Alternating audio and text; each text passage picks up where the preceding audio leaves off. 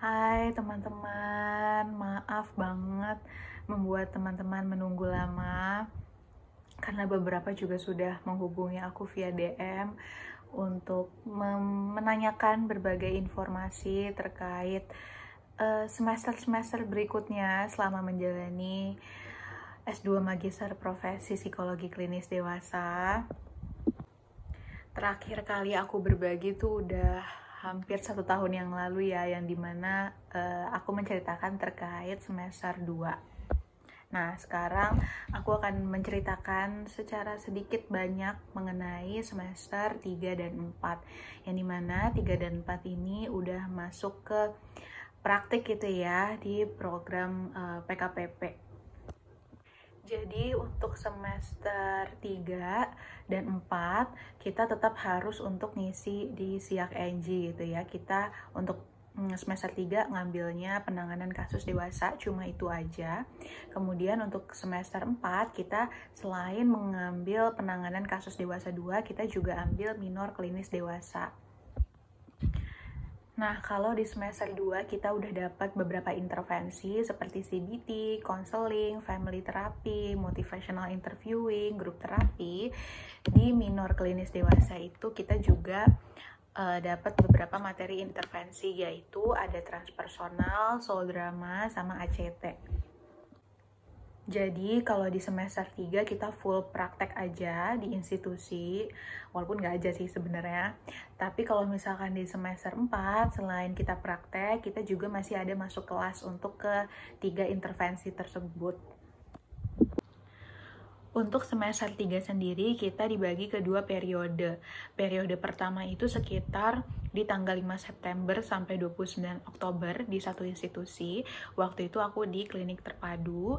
Kemudian di 31 Oktober sampai 17 Desember 2022 itu untuk periode kedua. Di situ aku waktu itu di Aditi Counseling.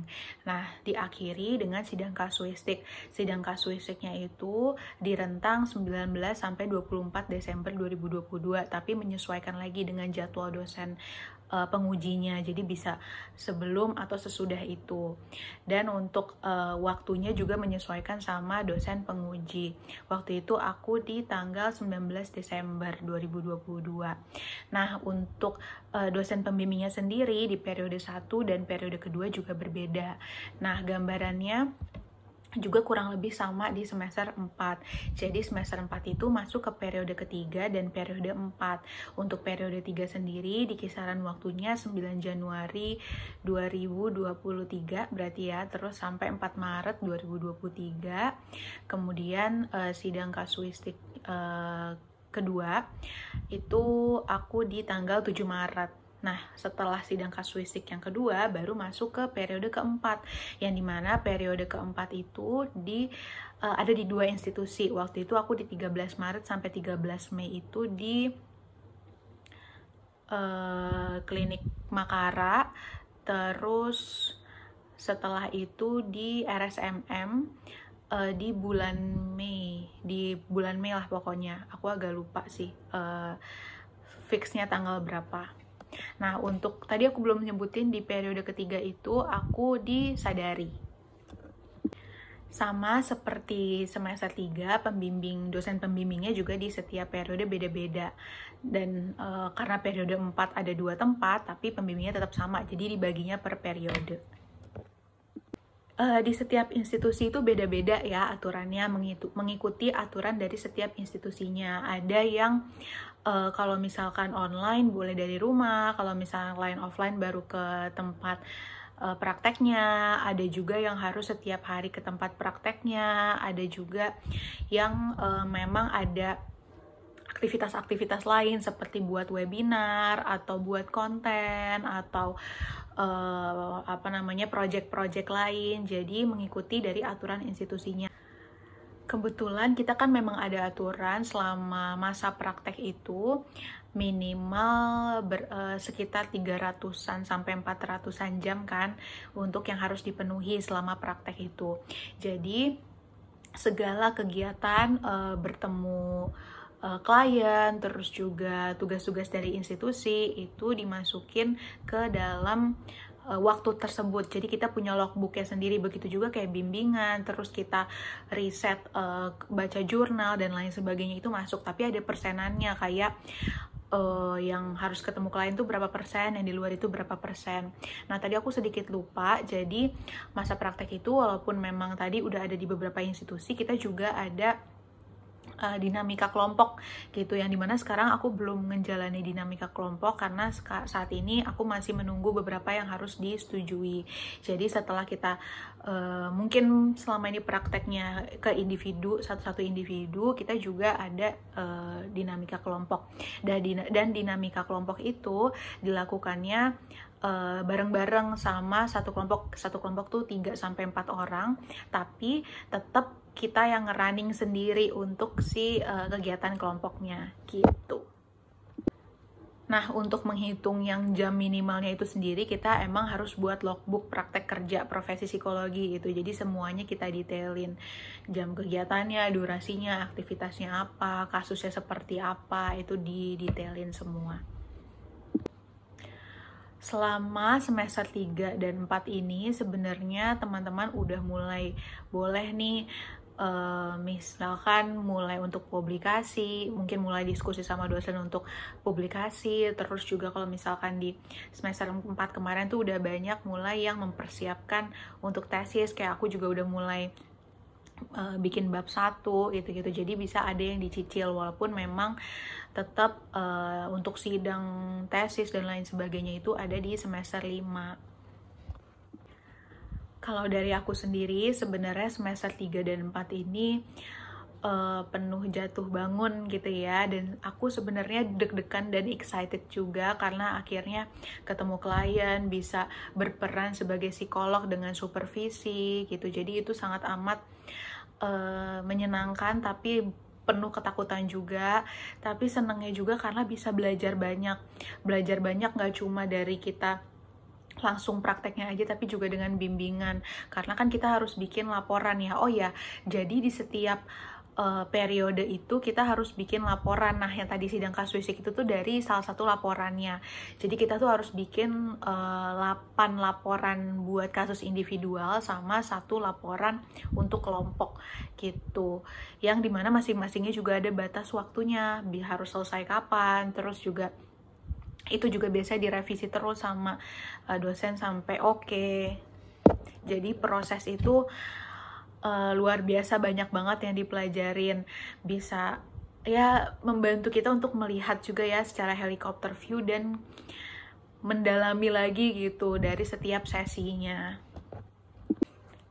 Ditambah karena kita nggak praktek aja, tapi ada kelas minor juga, itu bantu untuk memperkaya lagi intervensi-intervensi yang bisa diterapkan ketika sesi-sesinya.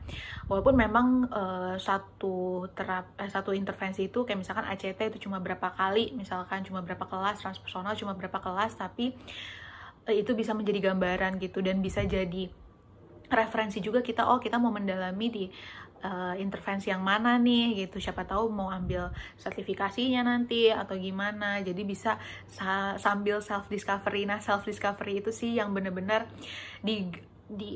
kita explore diri banget ketika di semester 3 dan 4 ini menurutku ya. Kadang-kadang juga ada di tengah-tengah rasanya pengen apa berhenti dulu ya atau gimana, atau ada pengen nyerahnya gitu, ada banget. Ada juga jadi mempertanyakan ke diri sendiri, sebenarnya gue layak gak sih untuk proses menjadi psikolog gitu ya. Banyak pertanyaan-pertanyaan yang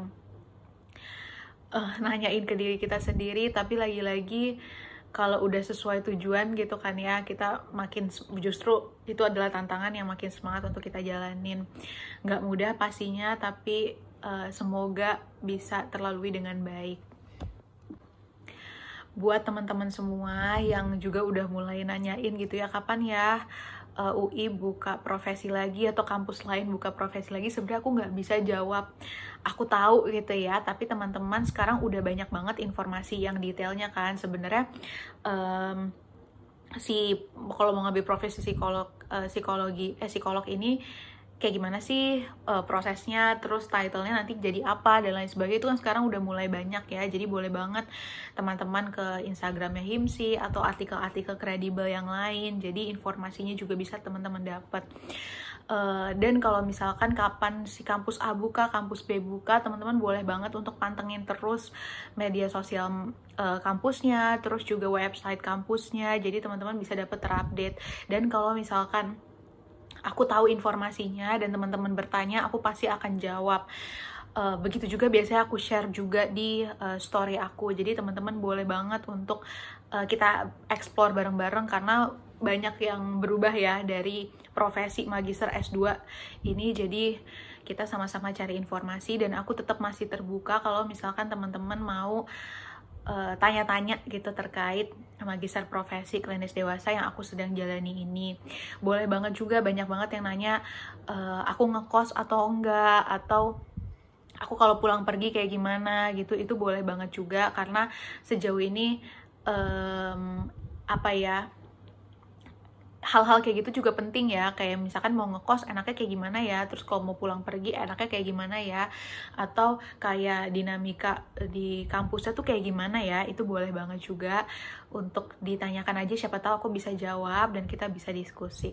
Mungkin itu aja sih video singkat, mungkin nggak singkat tapi singkat juga gitu ya. Kalau misalkan ada pertanyaan-pertanyaan lebih lanjut, boleh banget ditanyain lagi di kolom komentar atau DM seperti biasa ke aku @gasalsabila di Instagram. Oke, semoga lancar dan aku mohon doanya, semoga aku bisa lulus tepat waktu, semoga ya. Terima kasih.